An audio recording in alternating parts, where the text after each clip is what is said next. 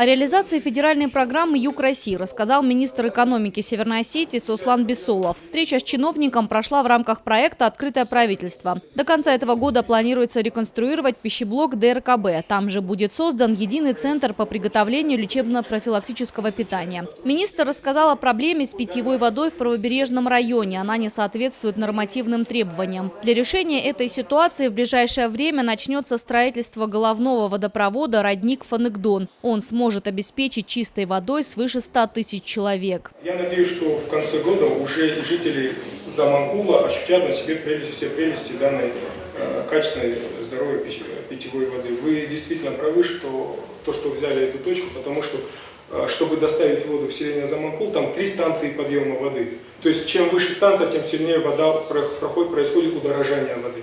Я вчера, непосредственно, недалеко вчера разговаривал с главой селения, и он мне сказал, что литр воды в расчете на одного человека у него стоит 75 рублей. В рамках программы «Юг России» в нынешнем году предусмотрено начало строительства газопровода. Он обеспечит голубым топливом 13 населенных пунктов республики. Елена Черенкова, Евгений Маркин, Осетия ТВ.